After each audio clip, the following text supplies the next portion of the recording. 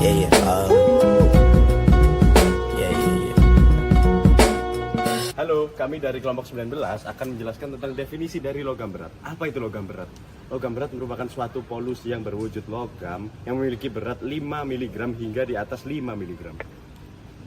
Yuk kita cari tahu tentang logam berat. Penelitian mirip dengan maskulat, materi logam berat dan biologis meskipun kalau yang materinya lebih murni yang perhitungan seperti itu. Kalau misalnya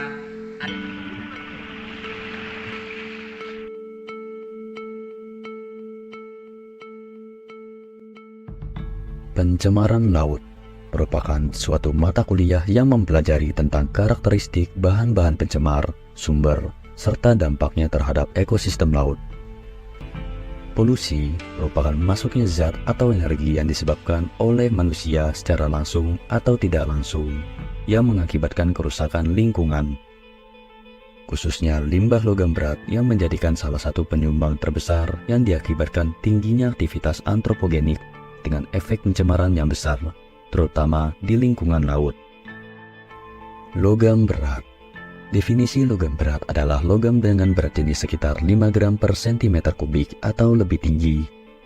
Logam berat mengacu pada suatu padatan dan tidak termasuk logam yang ringan seperti natrium dan kalium. Pada penelitian mengenai indeks pencemaran logam berat di perairan Selat Biru terdapat 3 proses, yaitu pre-sampling, sampling, dan post-sampling.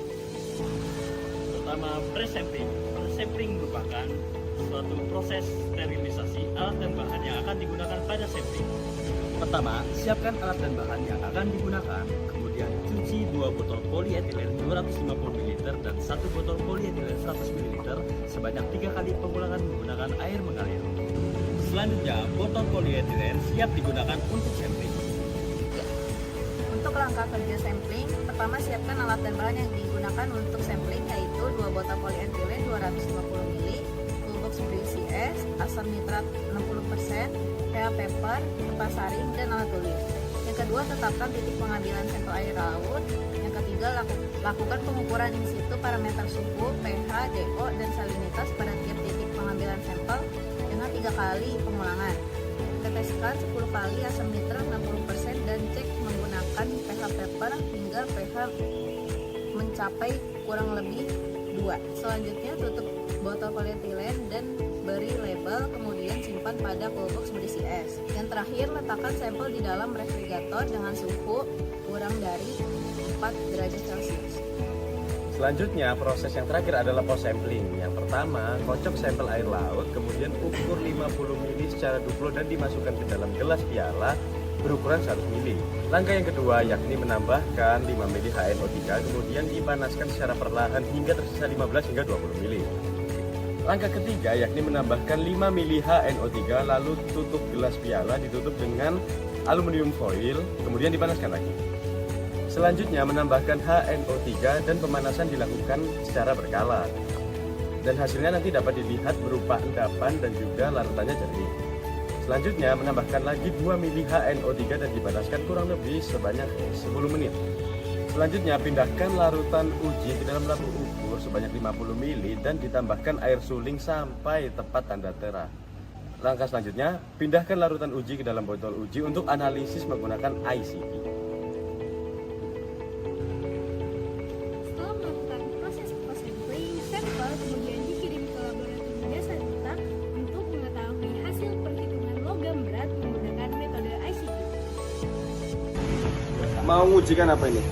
untuk duanya ini mau diujikan CU sama CD, Pak. CU dan CD aja? Iya. Setelah didapatkan hasil pengukuran logam berat dari laboratorium selama 2 minggu, kemudian dilakukan perhitungan indeks pencemaran logam berat.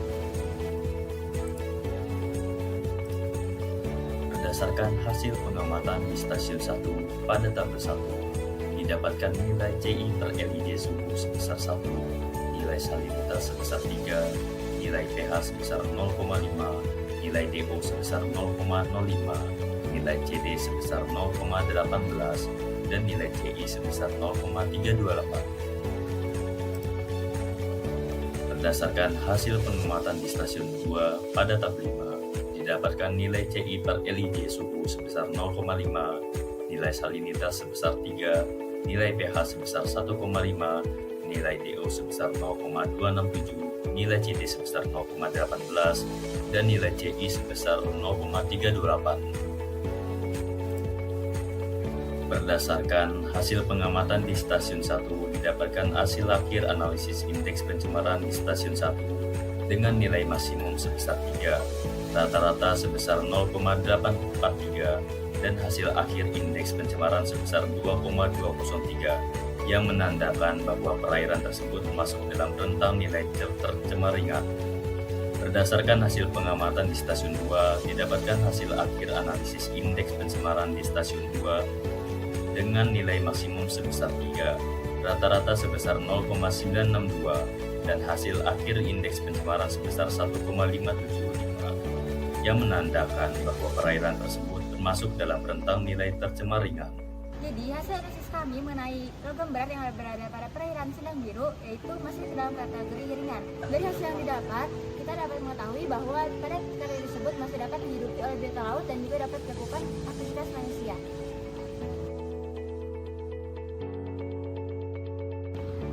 Pesan terhadap mata kuliah pencemaran laut, semoga ilmu yang kita dapatkan bisa diterapkan di masa depan. Pesan untuk praktikum pencemaran laut adalah semoga materi yang diberikan dosen maupun asisten dapat berguna dan bermanfaat untuk kita semua.